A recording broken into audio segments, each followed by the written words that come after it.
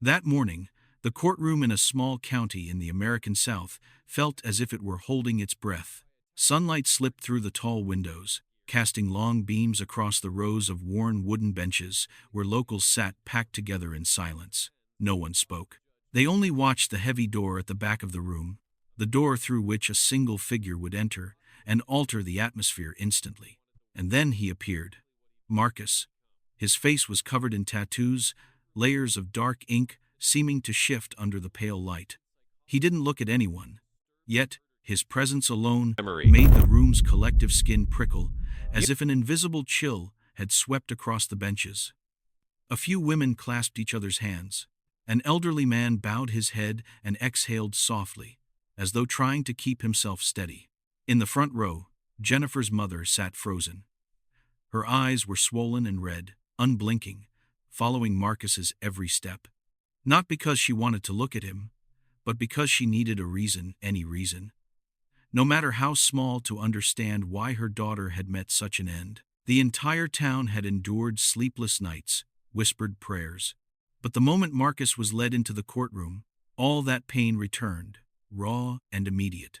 The narrator could lower their voice here, drawing the audience into the thick air of tension and sorrow. Because this was more than a trial.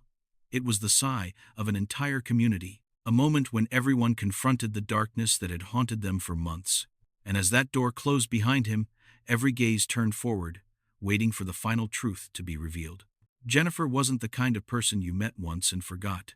In a small town where everyone recognized each other with a nod at the market, she was like a gentle ray of sunlight. Whenever she stepped into a room, warmth followed. Not because she tried to be friendly, she simply was. Soft-spoken, kind. Someone who made others feel safe with nothing more than a smile. Every morning before the school bell rang, Jennifer would walk down the hallway with a stack of books pressed to her chest. She stopped by each classroom, greeting every child by name.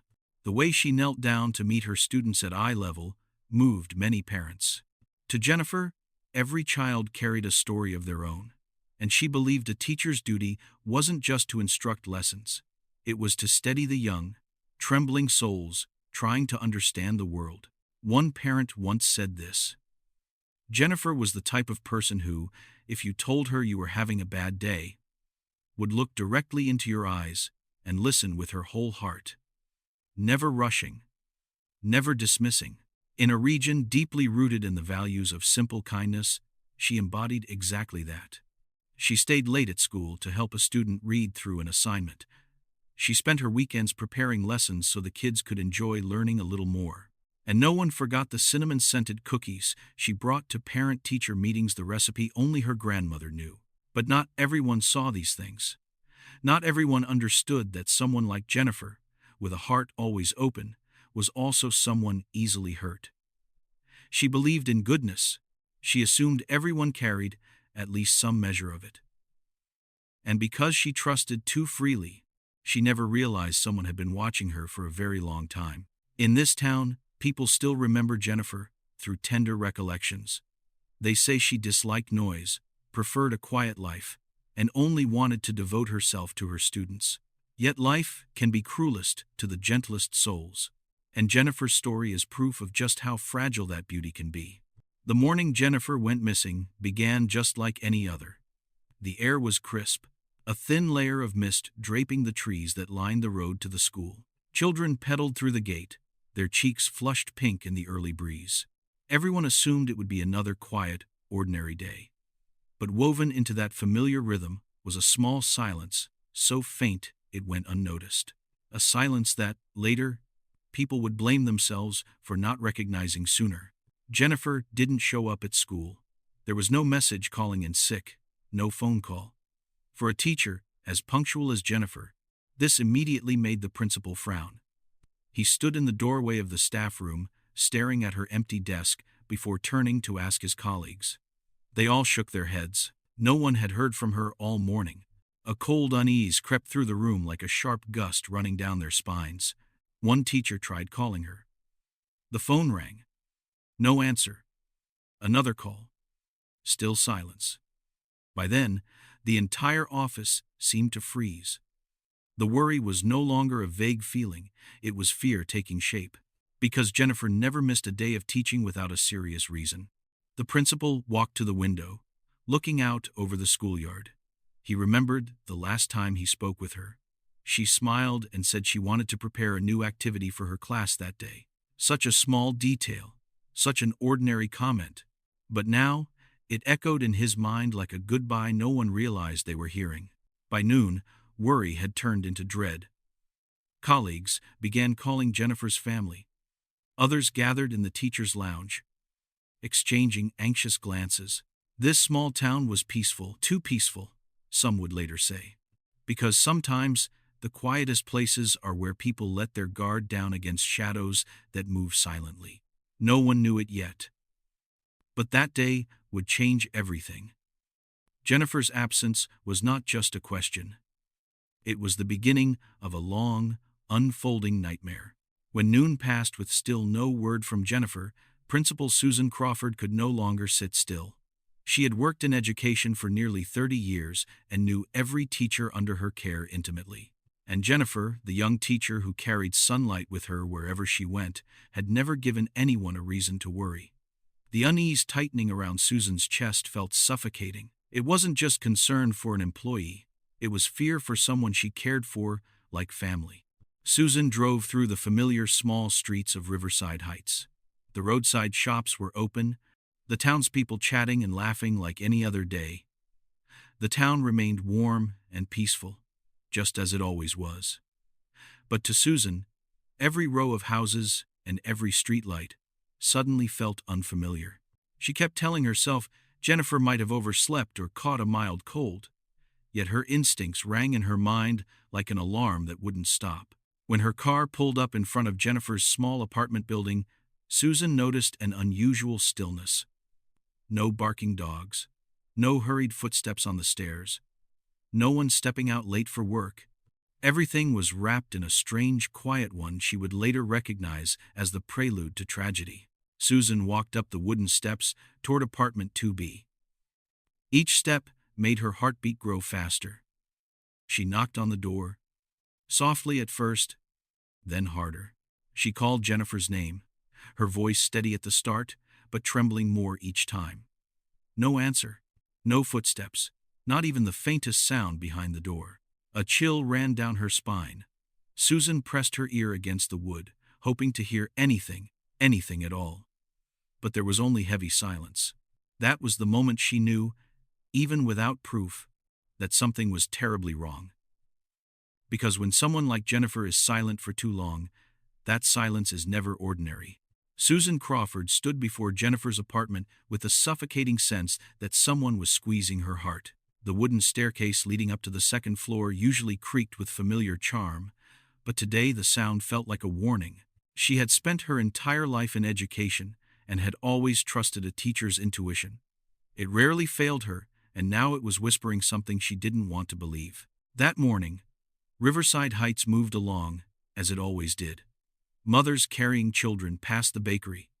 An old man watered his plants on the porch, and the scent of coffee drifted from the corner cafe. A small town, peaceful, warm, predictable. But to Susan, everything seemed wrapped in a cold, gray haze. Jennifer wasn't at school. No text, no call, no sign she was fine. That wasn't like her at all. She knocked on the door of apartment 2B, gently at first. "Jennifer, are you all right?" No answer. She knocked harder, the sound echoing through the hallway. Yet the apartment behind the door remained silent, hollow, abandoned. Susan leaned in, trying to catch the slightest sound. A footstep, a breath, any trace of life. But all she could hear was her own heartbeat pounding faster and faster. She stepped back, drawing a long breath, trying to convince herself Jennifer was merely oversleeping, or showering, or recharging her phone and missed the calls. But Susan knew better. This silence wasn't the quiet of an ordinary morning. It was dense, cold, heavy, like a draft of night air slipping through a crack in the door. She looked around the hallway. Sunlight touched the small potted plants Jennifer watered every morning. They were slightly wilted, as though they had endured a long night without care. A tiny detail, yet enough to make Susan's hands tremble. In that moment, she understood that something terrible waited behind that door. And though she did not yet know what the truth was, she knew it would change the town forever. When Susan called the police, she stood in the hallway like someone who had just lost something precious but couldn't yet name it. 2 officers arrived quickly, their footsteps firm against the wooden stairs, a sharp contrast to the trembling in her chest. They knocked, announced themselves, then tried the doorknob. It was locked tight, unmoving, as if it were hiding something behind it. The apartment manager was summoned, his hands shaking as he held the old ring of keys. He looked at Susan as though silently asking whether they truly wanted to open this door. Because sometimes what waits inside isn't an answer, but a new wound. But they had no choice. They could no longer let silence speak for them. When the lock turned, the metallic click was so cold it made Susan's skin prickle. The door opened slowly, painfully slowly, as if an invisible force were pulling it back. Light from the hallway spilled into the dark apartment, and in that moment, everyone held their breath. They paused at the threshold, no one daring to step in first. Because sometimes a single step is all it takes to split life into 2 parts. Before you know, and after you know. The air inside was heavy, thick, as if the room had been sealed shut all night.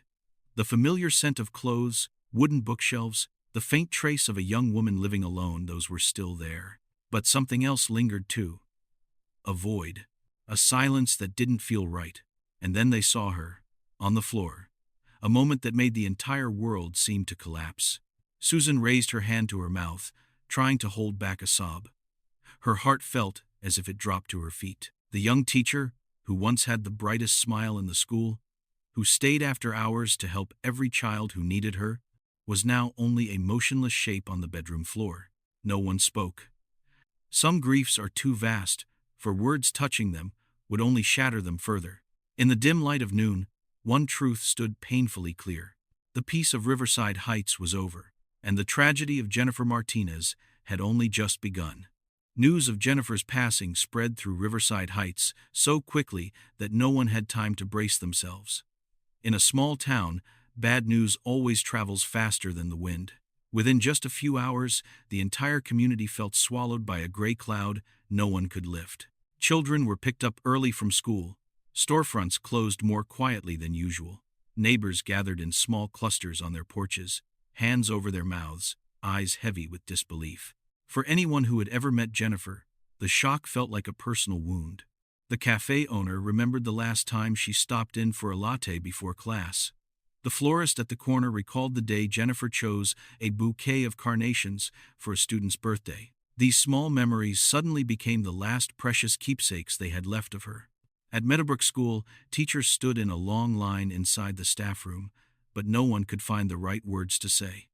Everyone knew that for Jennifer's students, this loss would be devastating.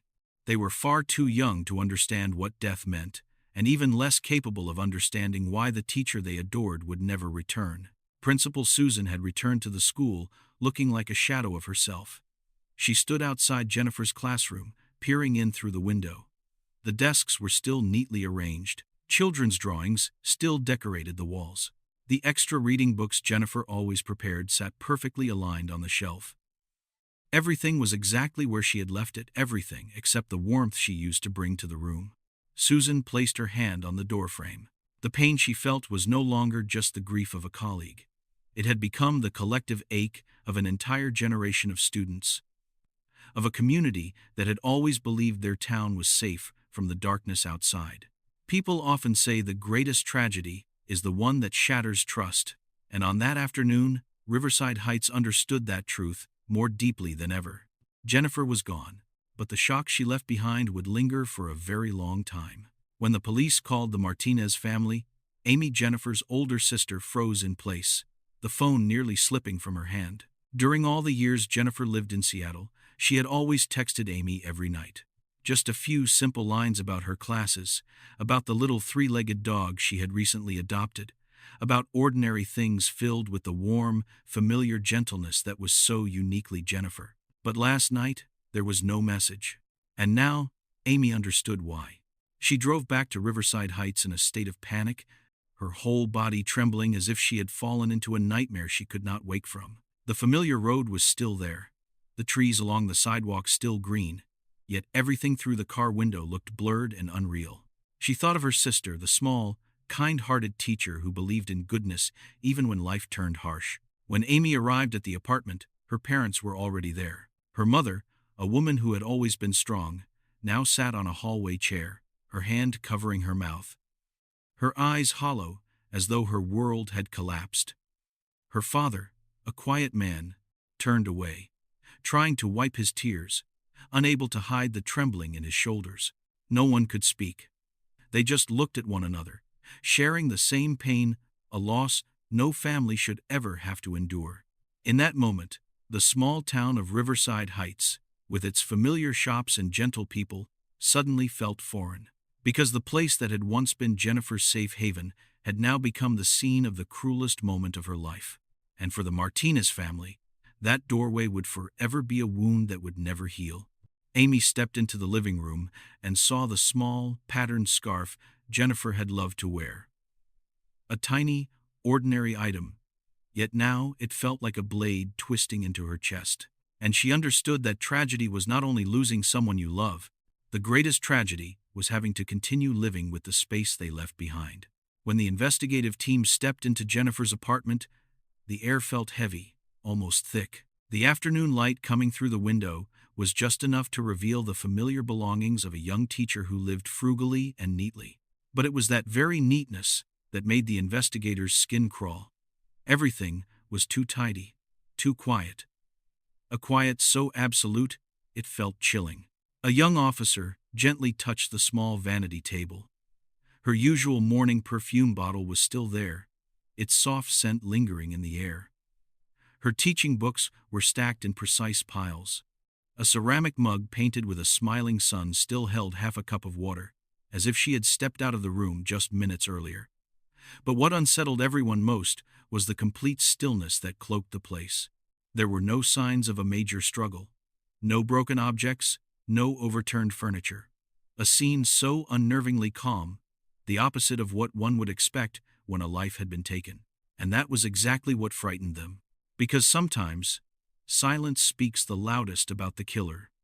A silence that is cold, calculated, and utterly devoid of empathy.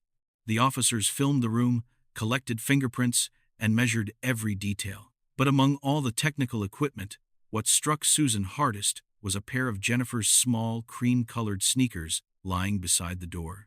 The pair she wore every day on her way to school. Seeing them there neat, innocent, made Susan feel her heart crack. One of the investigators gently told Jennifer's parents that they would do everything they could. But in their eyes lay an unmistakable doubt. A bitter truth everyone understood. A crime committed in such silence was often the hardest kind to solve. When the apartment was sealed, the entire family stood in the hallway as if they had lost their sense of direction. Because the biggest question still hung in the air, heavy and merciless. Why would someone like Jennifer, a person full of kindness, have to die in such a way? When the police began sweeping the area around Jennifer's apartment, they hoped to find even the faintest trace of something useful. But everything they uncovered only made the atmosphere heavier. The hallway was spotless. No security cameras. No witnesses who had seen anyone unfamiliar the night before. A terrifying emptiness swallowed the entire scene. Still, one detail caught the investigators' attention. An elderly neighbor, living at the end of the corridor, said he heard strange footsteps around midnight. Very light, very slow. Not the hurried steps of someone fleeing, nor the tired gait of someone returning home after a long day. They were steady, calm, and inexplicably eerie. A sound so subtle, only someone lonely and hyper-aware like him would have noticed. When pressed for more details, he simply shook his head. He hadn't seen a face, didn't hear a voice. Only those footsteps, as if belonging to someone trying deliberately to hide their presence. Rumors spread quickly through the town. Some whispered that the person responsible had to be someone Jennifer knew. Others insisted it might be a stranger who had been watching her for a long time. The fewer the answers, the greater the fear grew. A once peaceful town suddenly became unusually alert. People locked their doors earlier, went out less at night, looked at strangers with cautious eyes. At the school, teachers who once chatted and laughed now walked quietly through the halls. Students asked why Miss Jennifer wasn't coming back. Every question felt like a blade scraping against the hearts of the adults trying their best to stay composed.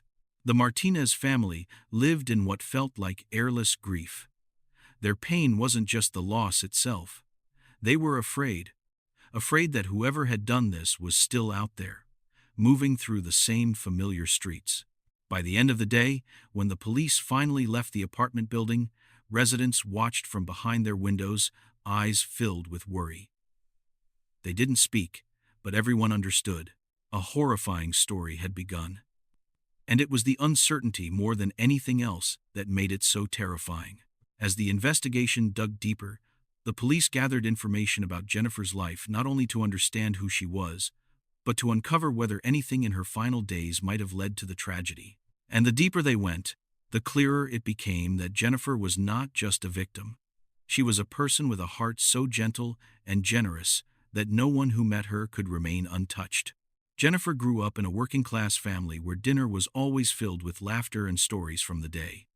She chose to become a teacher because she believed every child needed someone to see their worth, even when the world didn't. She carried that belief into every lesson, every word of encouragement, every moment she stood in front of her class. Friends said Jennifer was always the first to check in when someone was sad, the first to send congratulations when they had good news, the first to show up with warm pastries when she heard a child in the neighborhood was sick. In her simple life, Jennifer left a gentle but deeply lasting mark. The police weren't looking at these details to paint her as a saint, but to understand why her loss shook an entire town to its core, and to ask a painful question. Could someone have stood just outside that warm circle of kindness, harboring jealousy, resentment, or a darkness they could never name? In Jennifer's bedroom, they found a small notebook where she had written her lesson plans for the coming month. Round, neat handwriting, notes about each student, ideas for the upcoming summer camp. Everything stopped on her final day. One page left unfinished, like a breath cut short. When Principal Susan held the notebook, she stood silent for a long time. Not because it contained any hidden clue, but because it proved something brutally clear. Jennifer had still been planning for the future. A future she would never have the chance to live. And that was what made her death more than just a case. It was a bitter reminder of how fragile the most beautiful things can be. The deeper the police looked into Jennifer's life, the more they realized that her kindness didn't only bring her love, it also made her vulnerable. A young teacher living alone, always open-hearted with everyone. For those who carried darkness within them, gentleness could sometimes become something they wanted to possess or control. Investigators began reviewing the list of people who had interacted closely with Jennifer in recent months. Not to accuse anyone, but to trace emotions that might have crossed normal boundaries. A parent who once sent her a midnight message that sounded far too intimate. A male colleague who invited her to dinner several times, only for Jennifer to politely decline. A neighbor who held his gaze on her longer than politeness allowed whenever they met in the hallway. None of these details were evidence, but together they suggested that someone might have developed an unhealthy fascination with Jennifer. Principal Susan was questioned as well. She recalled one recent afternoon when Jennifer mentioned that someone had been leaving small notes outside her door. Sweet little messages, but unsigned. Jennifer had laughed and said it was probably someone trying to surprise her. But now that Susan thought about it, she realized there had been a flicker of discomfort behind that smile, something she had completely overlooked. In the Martinez living room, the family listened to every police question with tightening hearts. They hated the thought that someone might have wanted to hurt Jennifer. She had never harmed anyone. She had lived her entire life, trying to bring good into the world. And now, the idea that her goodness may have made her a target was something they could hardly bear. Police collected messages, call history, social media interactions. Among the well-wishes and cheerful conversations, they began to notice small irregularities. Messages that were too long. A string of texts left unanswered but still sent. A tone that felt overly earnest at times, then suspiciously silent at others. The portrait of Jennifer's life began to fill with shadows no one had noticed before. Not large or obvious shadows, but the kind that made your skin prickle. Because sometimes evil doesn't come from a stranger stepping out of the dark. It comes from someone who once smiled at you, and that is what makes it terrifying. While the family was still struggling to process their grief, the investigative team focused on what had quickly become the most critical piece of evidence: Jennifer's phone. A small device, yet capable of holding an entire world, unsent messages, missed calls, conversations she might have hoped would eventually fade away. When they opened the messaging app, the room felt like it exhaled, and then fell completely still. But then, the investigators paused at a private message thread. A number not saved in the contacts, just a string of digits. The conversation stretched back for months. At first, the messages were harmless. Casual check-ins, compliments about her work. But gradually, the tone shifted more personal, more intense, then possessive. There were messages Jennifer never answered, yet the sender continued, persistently, relentlessly. Some of the texts made the investigators exchange uneasy glances, too familiar, too intrusive, too expectant for someone Jennifer clearly kept at a distance. One message in particular, sent the night before she died, stood out like a blade on a table. "We need to talk. Tonight. No anger. No threats." But something in the words felt like a warning. Soft, but filled with a chilling sense of ownership. The investigators checked her call history next. That same number had called Jennifer several times in the final week. 2 calls were long. One lasted nearly 10 minutes. But on the night of the incident, there were no calls, only that final message, followed by silence. They took notes, their expressions tightening. Not because they were convinced this person was the killer, but because, for the first time in hours of work, they had found a path that might actually lead somewhere. Back at the Martinez home, Amy sat quietly in front of her sister's photograph. She knew Jennifer knew how she hated causing trouble for others. If someone made her uncomfortable, she would simply smile and walk away. No confrontation, no confession, no reaching out for help. The more Amy thought about that, the heavier her chest became. Because if Jennifer had felt unsafe with someone, she likely bore it alone. And that silence may have been what killed her. When investigators traced the mysterious phone number, they sat in a small room, the yellow light casting shadows across a wall crowded with documents. Jennifer's photo at the center, like a quiet reminder that the truth was not allowed to sleep. One officer typed into the database, another flipped through old case files, while the air tightened like a stretched violin string. And then, the screen displayed a name that made the entire team freeze for a few seconds. Not because they recognized it immediately, but because of the chill that ran down their spines. It was a name that wasn't on Jennifer's list of friends, not among her coworkers, not part of the community she interacted with every day. Yet it appeared far too often in the data extracted from her devices. When the full profile loaded, each line revealed something everyone silently feared might be true. A man living alone on the outskirts of town. A man who had commented on Jennifer's social media posts despite never having met her in person. A man who had Googled her name dozens of times over the past few months. They took notes. They exchanged looks. No one rushed to a conclusion. But everyone could feel the abnormality growing large and dark like a looming shadow. Meanwhile, in Riverside Heights, those who had loved Jennifer began sharing their memories. They knew nothing about what the police had uncovered. They simply remembered her warm smile, the bag of cookies she brought to every meeting, the way she knelt down to look her students in the eye and gently ask if they were okay. In the small Martinez home, her mother sat at the kitchen table, Jennifer's usual seat whenever she visited. She held her daughter's favorite mug, a pale blue one with writing that had faded from being washed too many times. She gripped it lightly, as if through that simple object she could still feel Jennifer's warmth lingering.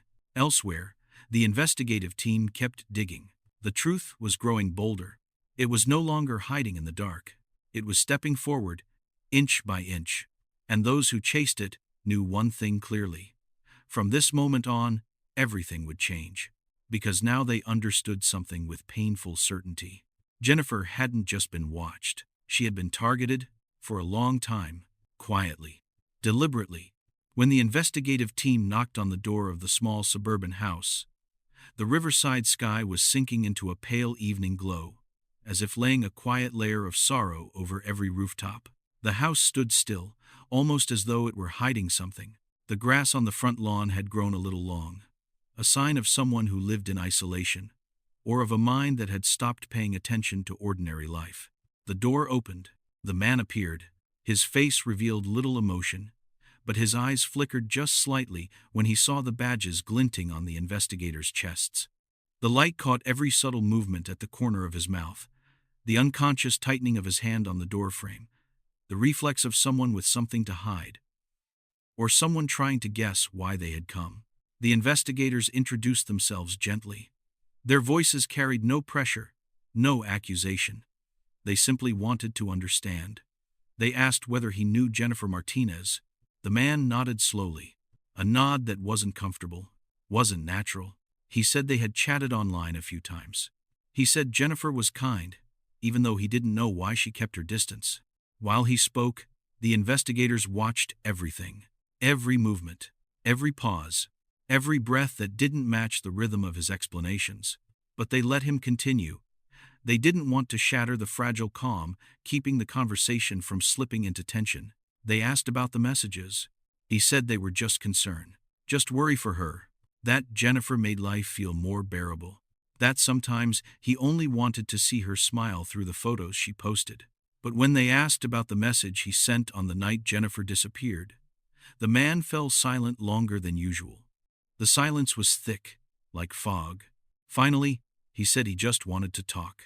Not threaten, not arrange a meeting, just a feeling he thought she was sad, and he wanted to help. The words sounded harmless, but beneath each syllable was attachment, a belief that Jennifer's presence was something he had the right to reach for, a familiarity he had granted himself without her permission.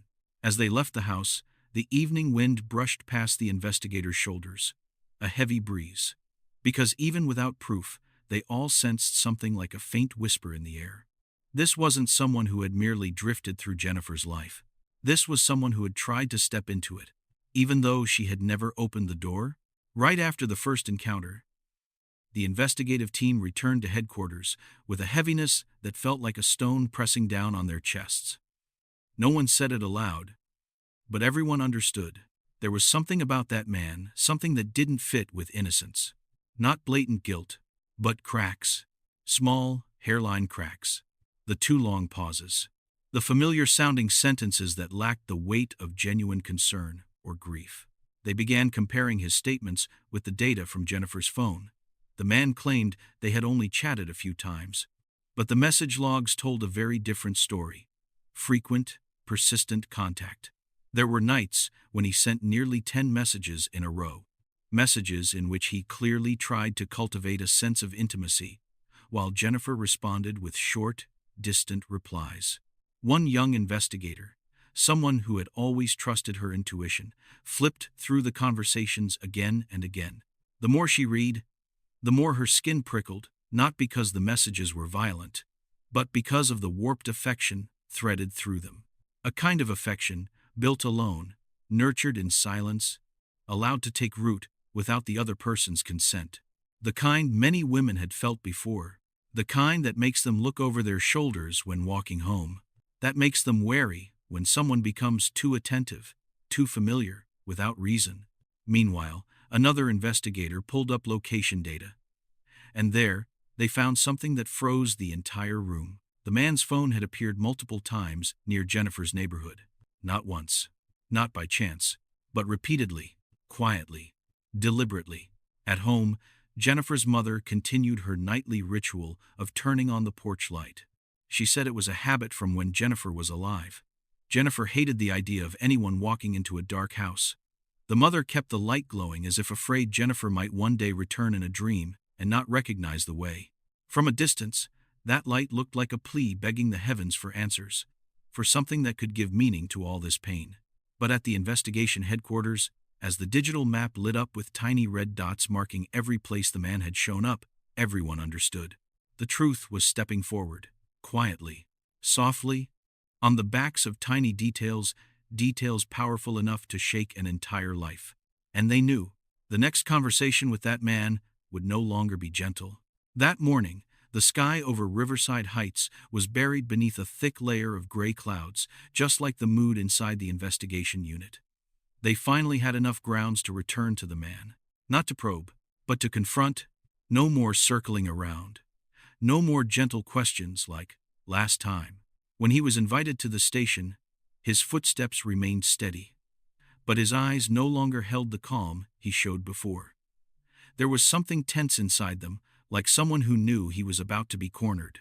The interrogation room was small, lit by a warm yellow light that somehow made the air feel heavier.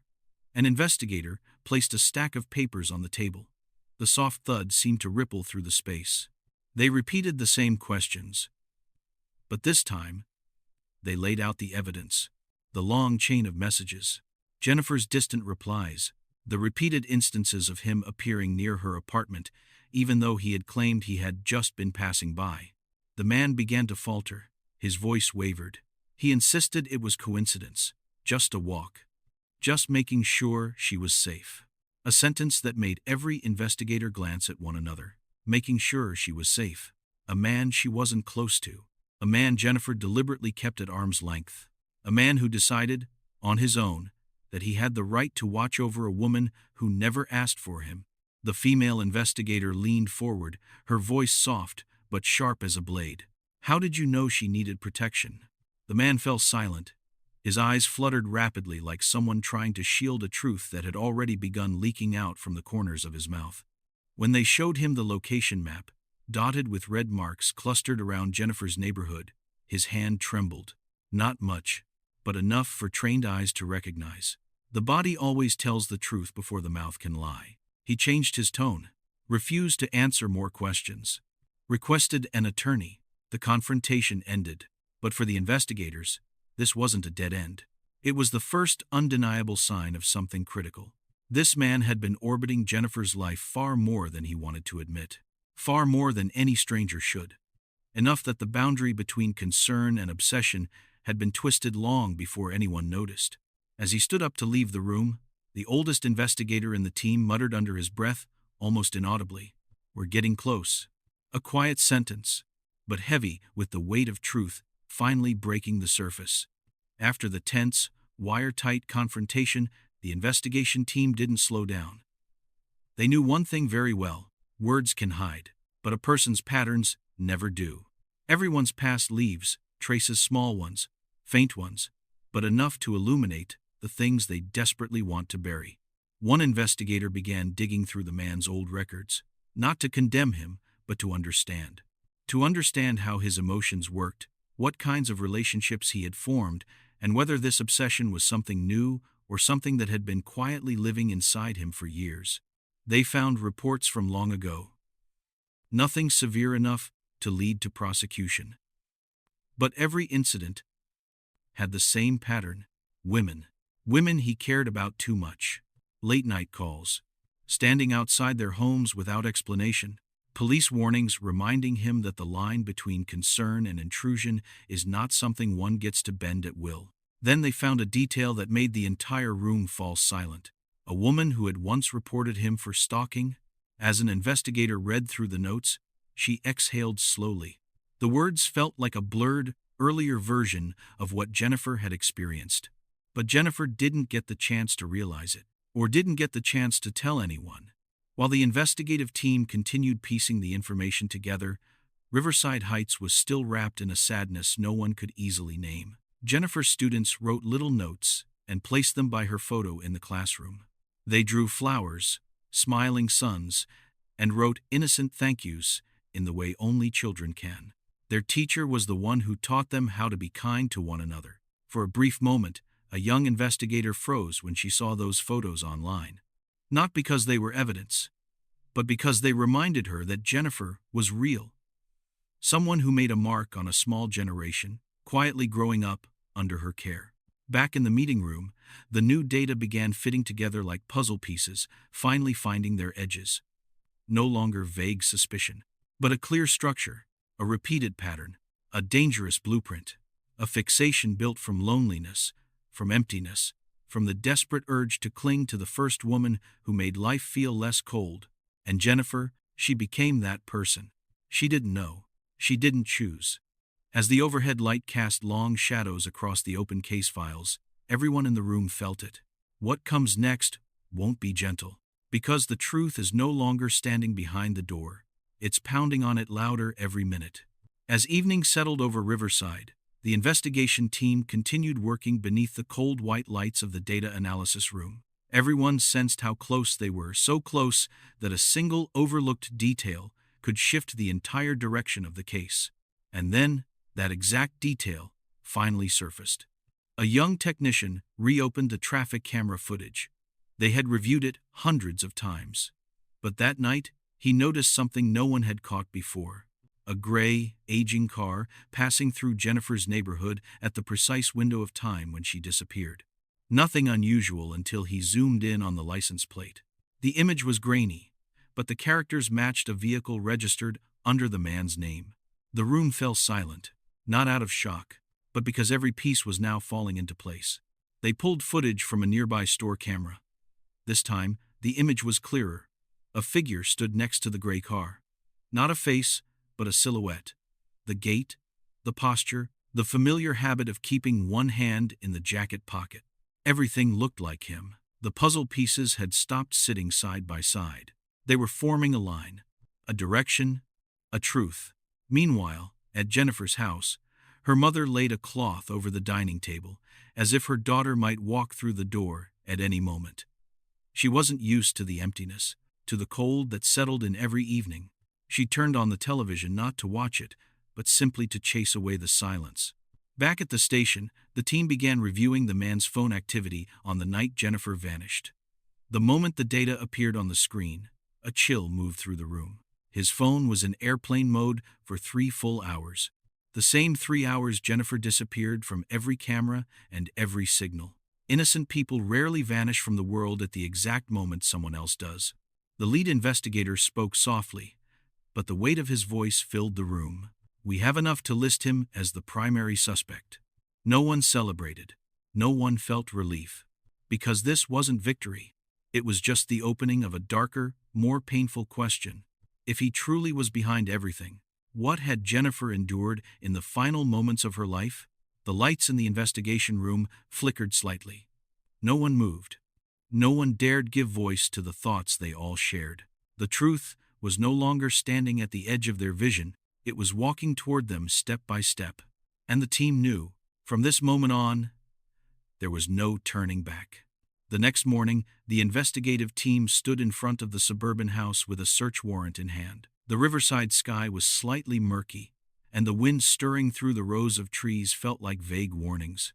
No one said it out loud, but each of them sensed the gravity of this step. This was no longer about collecting clues. This was the moment they would come face to face with the truth. The door opened when they knocked.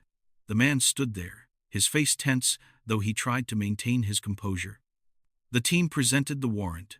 He nodded slightly, but his hand tightened into a fist, a small gesture, yet filled with conflict. They entered.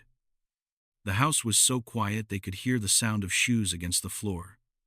The space reflected its owner perfectly. Neat but cold. Clean but devoid of warmth. Nothing belonging to happiness. Nothing carrying the clutter of a normal life. One investigator walked into the living room, where a small desk sat. And there, nestled among neatly arranged papers, they saw the wooden box. Not locked, not hidden, but placed in the most visible spot, as if it was something he looked at every day. When they opened it, the room seemed to hold its breath. Inside were items familiar in a frightening way. A photo of Jennifer cut out from a group picture. An old staff ID card she had once lost. Small notes about her habits, her teaching schedule, even the hours she usually went running in the morning. The words he once used about harmless concern suddenly turned into sharp needles, piercing the truth. One investigator whispered, "This isn't concern anymore. This is surveillance." The deeper they dug, the tighter their stomachs clenched.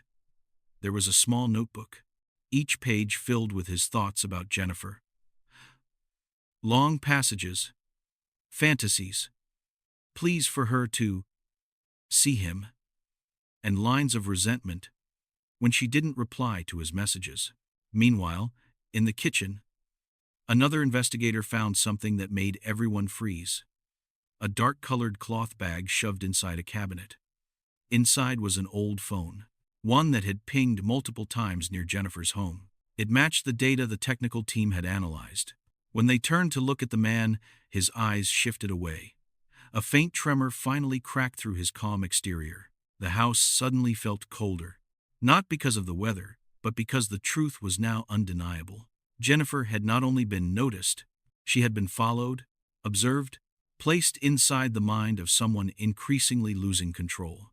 And in that moment, the investigative team knew. The journey to seek justice for Jennifer was no longer built on assumptions. It had stepped fully into truth, a truth with no way back.